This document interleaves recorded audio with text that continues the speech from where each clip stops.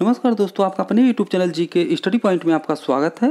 अगर आप UPT GT PGT इतिहास विषय की तैयारी फ्री में करना चाहते हैं तो आप मेरे चैनल को ज़रूर से ज़रूर सब्सक्राइब करें, क्योंकि आपको मेरे चैनल के द्वारा यूपीटी जीटी पीजीटी इतिहास विषय की तैयारी फ्री में, वह भी पूरा सिलेबस के अनुसार चैप्टर वाइज करवाई जाएगी। आज की इस वीडियो में बाबर से संबंधित जो भी महत्वपूर्ण प्रश्न प्रतियोगी परीक्षा में पूछे जाते हैं, उन सभी महत्वपूर्ण प्रश्नों को आज की इस वीडियो में आप लोगों को बताऊँगा।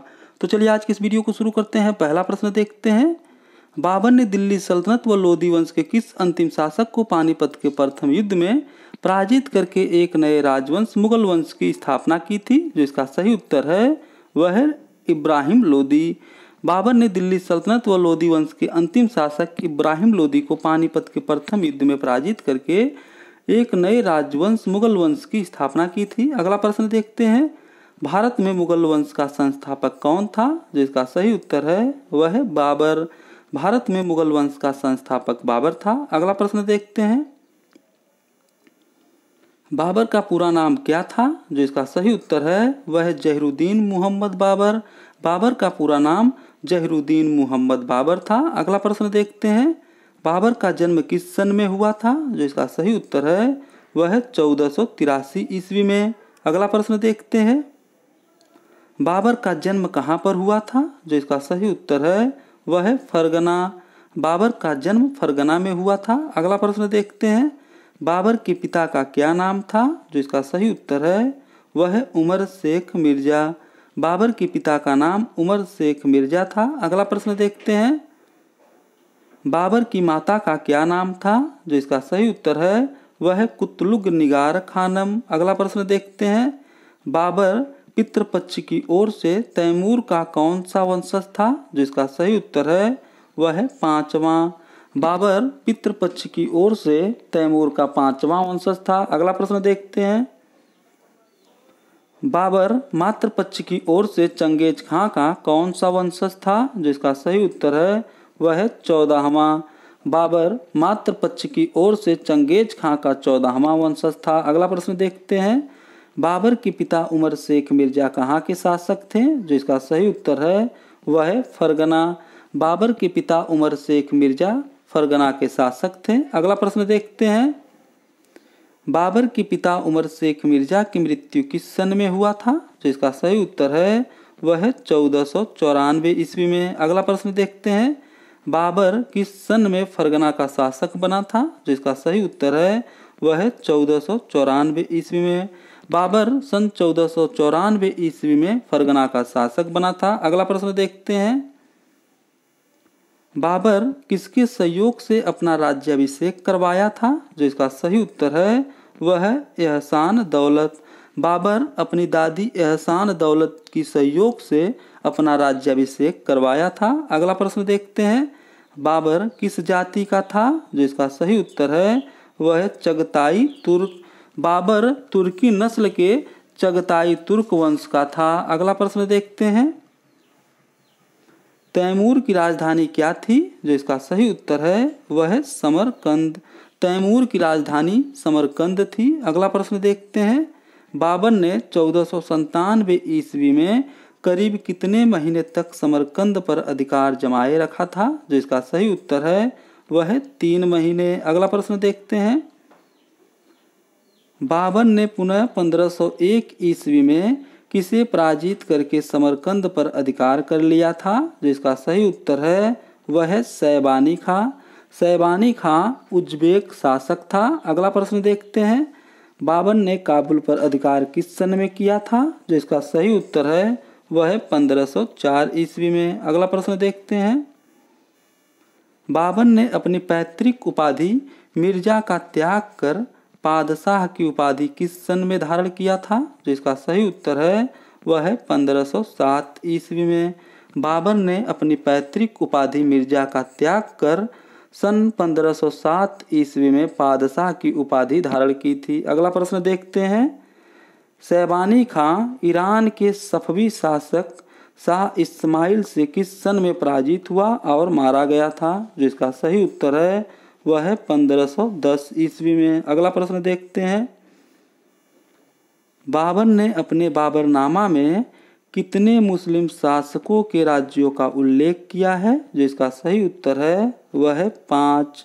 बाबर ने अपने बाबरनामा में 5 मुस्लिम शासकों के राज्यों का उल्लेख किया है, जिसमें बंगाल, दिल्ली, मालवा, गुजरात और बहमनी राज्य का उल्लेख किया गया है। अगला प्रश्न देखते हैं।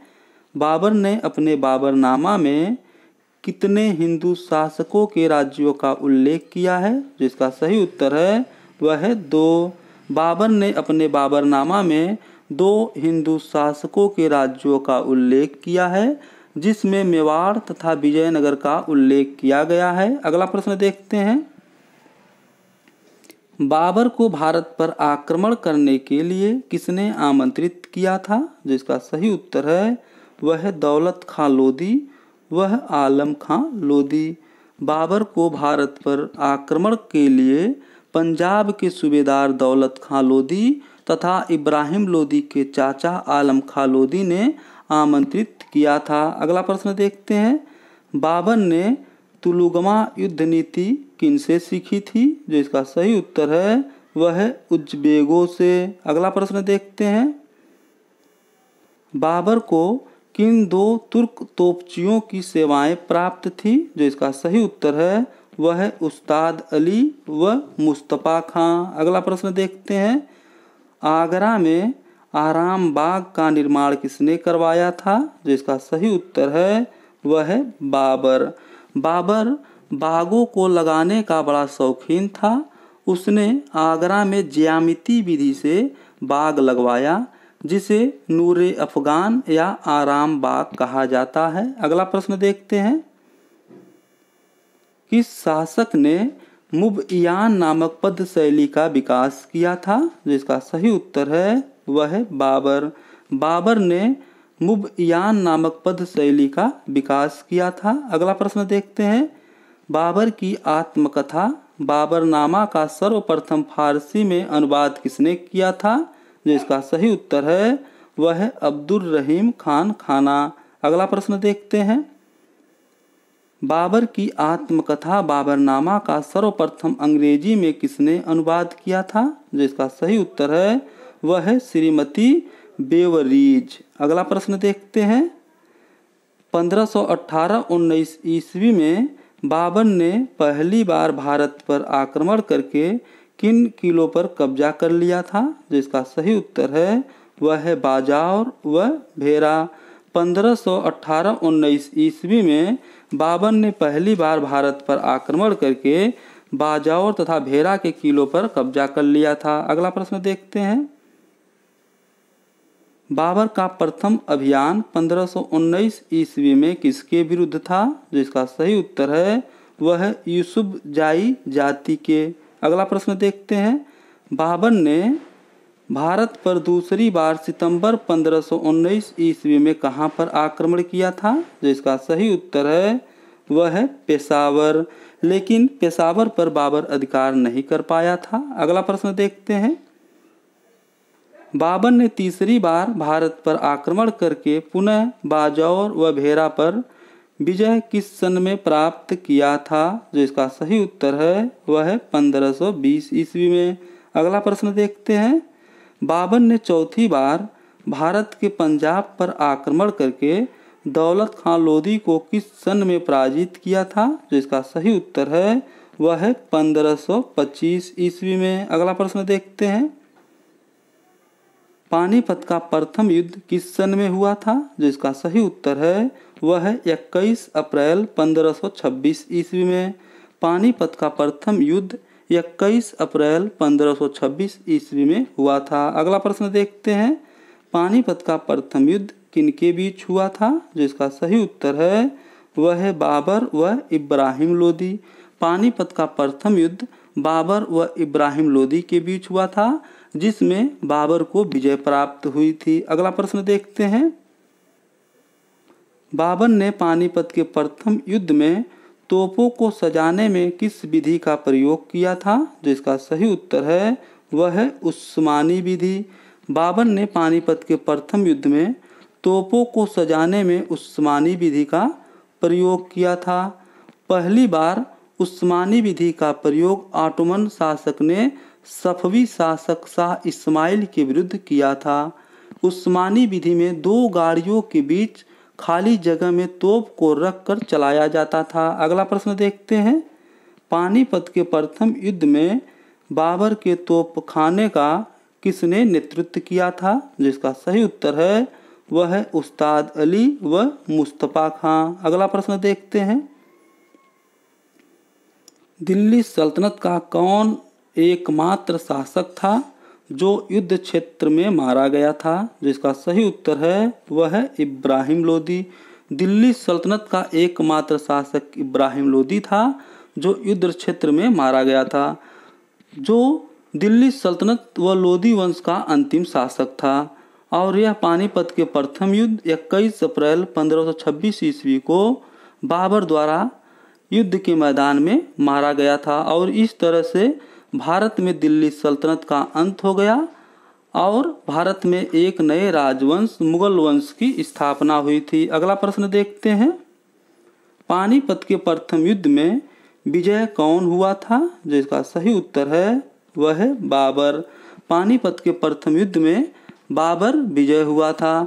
पानीपत के विजय के उपलक्ष्य में बाबर ने काबुल के प्रत्येक निवासी को एक एक चांदी का सिक्का दान में दिया था। अपनी उदारता के कारण बाबर को कलंदर भी कहा जाता है। अगला प्रश्न देखते हैं। खानवा का युद्ध किस सन में हुआ था? जिसका सही उत्तर है वह है 1527 ईस्वी में। खानवा का युद्ध सन 1527 ईस्वी में हुआ था। खानवा का युद्ध बाबर व राणा सांगा के बीच में हुआ था। राणा सांगा व बाबर के बीच शक्ति का प्रदर्शन आगरा से 40 किलोमीटर दूर खानवा नामक स्थान पर हुआ था। अगला प्रश्न देखते हैं। खानवा के युद्ध में विजय कौन हुआ था? जिसका सही उत्तर है वह है बाबर। खानवा के युद्ध में विजय बाबर हुआ था। अगला प्रश्न देखते हैं। खानवा के युद्ध में राणा सांगा की तरफ से युद्ध में किसने भाग लिया था? जिसका सही उत्तर है वह है ये सभी। खानवा के युद्ध में राणा सांगा की तरफ से मेदिनी राय, महमूद लोदी व आलम खां लोदी, हसन खां मेवाती, यह सभी ने भाग लिया था। इस तरह से जो है इसका उत्तर है ये सभी। अगला प्रश्न देखते हैं। बाबर ने किस युद्ध में जिहाद का नारा दिया था? जिसका सही उत्तर है वह है खानवा का युद्ध। बाबर ने खानवा के युद्ध में जिहाद का नारा दिया था। जिहाद का मतलब होता है धर्म युद्ध। अगला प्रश्न देखते हैं। बाबर ने किस युद्ध के विजय के बाद गाजी की उपाधि धारण की थी? जिसका सही उत्तर है वह है खानवा। बाबर ने खानवा के युद्ध के बाद गाजी की उपाधि धारण की थी। अगला प्रश्न देखते हैं। चंदेरी का युद्ध किस सन में हुआ था? जिसका सही उत्तर है वह है 29 जनवरी 1528 ईस्वी में। चंदेरी का युद्ध 29 जनवरी 1528 ईस्वी में हुआ था। अगला प्रश्न देखते हैं। चंदेरी का युद्ध किसके बीच हुआ था? जो इसका सही उत्तर है वह है बाबर व मेदिनी राय। चंदेरी का युद्ध बाबर व मेदिनी राय के बीच हुआ था, जिसमें बाबर को विजय प्राप्त हुई थी। अगला प्रश्न देखते हैं। घाघरा का युद्ध किस सन में हुआ था? जो इसका सही उत्तर है वह है 1529 ईस्वी में। घाघरा का युद्ध सन 1529 ईस्वी में हुआ था। बाबर ने 1529 ईस्वी में घाघरा के युद्ध में बिहार तथा बंगाल की संयुक्त अफगान सेना को पराजित किया। इस समय बंगाल का शासक इब्राहिम लोदी का दामाद नुसरत शाह था। अगला प्रश्न देखते हैं। बाबर के कुल कितने पुत्र थे? जिसका सही उत्तर है वह है 4। बाबर के कुल 4 पुत्र थे, जिनमें हुमायूं, कामरान, हिंदाल और अस्करी। अगला प्रश्न देखते हैं। बाबर ने अपना उत्तराधिकारी किसे नियुक्त किया था? जो इसका सही उत्तर है वह है हुमायूं। बाबर ने अपना उत्तराधिकारी हुमायूं को नियुक्त किया था। 23 दिसंबर 1530 ईस्वी को बाबर ने हुमायूं को अपना उत्तराधिकारी नियुक्त किया था। अगला प्रश्न देखते हैं। बाबर की मृत्यु किस सन में हुआ था? जो इसका सही उत्तर है वह 26 दिसंबर 1530 ईस्वी में। बाबर की मृत्यु 26 दिसंबर 1530 ईस्वी में 48 वर्ष की आयु में हो गई थी। अगला प्रश्न देखते हैं, बाबर का मकबरा कहाँ पर स्थित है? जिसका सही उत्तर है वह है काबुल। बाबर का मकबरा काबुल में स्थित है। प्रारंभ में बाबर के शव को आगरा के आराम बाग में दफनाया गया। बाद में काबुल में बाबर द्वारा चुने गए स्थान पर बाबर को दफनाया गया था। अगला प्रश्न देखते हैं, बाबर की मातृभाषा क्या थी? जिसका सही उत्तर है वह है तुर्की। बाबर की मातृभाषा तुर्की थी, लेकिन बाबर अरबी और फारसी का भी अच्छा ज्ञाता था। अगला प्रश्न देखते हैं, बाबर ने अपनी आत्मकथा बाबरनामा की रचना किस भाषा में की थी? जो इसका सही उत्तर है वह है तुर्की। बाबर ने अपनी आत्मकथा बाबरनामा की रचना तुर्की भाषा में की थी। अगला प्रश्न देखते हैं, बाबर किसका अनुयायी था? जिसका सही उत्तर है वह है ख्वाजा उबैदुल्लाह अहरार। बाबर प्रसिद्ध नक्शबंदी सूफी ख्वाजा उबैदुल्लाह अहरार का अनुयायी था। अगला प्रश्न देखते हैं, किस मुगल शासक ने सड़क मापने हेतु गज ए बाबरी नामक पैमाने का प्रयोग किया था? जिसका सही उत्तर है वह है बाबर।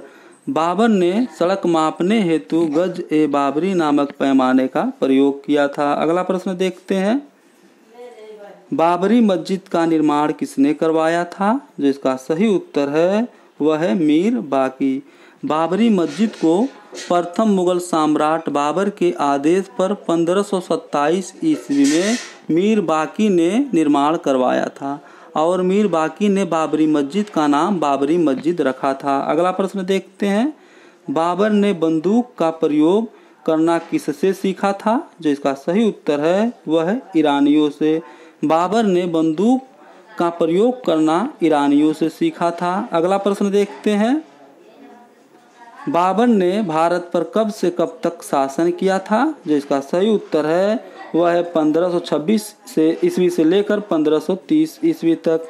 बाबर ने भारत पर 1526 ईस्वी से 1530 ईस्वी तक शासन किया था।